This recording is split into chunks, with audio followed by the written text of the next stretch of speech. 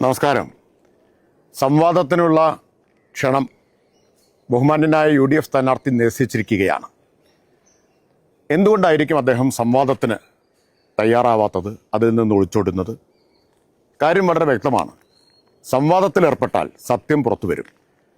അസത്യം പ്രചരിപ്പിക്കാൻ നല്ലത് ഫേസ്ബുക്കിൽ ഒറ്റയ്ക്കിരുന്ന് പറയുന്നതാണ്. തൃത്താലയിലെ LDFന്റെ സ്ഥാനാർത്ഥി കഴിഞ്ഞ 5 വർഷവും സ്പീക്കറും മന്ത്രിയൊക്കെ ആയിട്ട് കാറും പരിവാരവും ആളും സന്നാഹവും ഒക്കെ ആയിട്ട് അങ്ങോട്ടും ഇങ്ങോട്ടും നടന്നിരുന്ന ആള് അവസാനത്തെ 1-2 മാസമായിട്ടെങ്കിലും നാടിന്റെ വികസനത്തെക്കുറിച്ച് ചർച്ച ചെയ്യാനും സംവദിക്കാനും ഒക്കെ തയ്യാറാവുന്നു എന്നുള്ളത് തന്നെ ഒരു നല്ല മാറ്റമായിട്ട് ഞാൻ കാണുകയാണ്.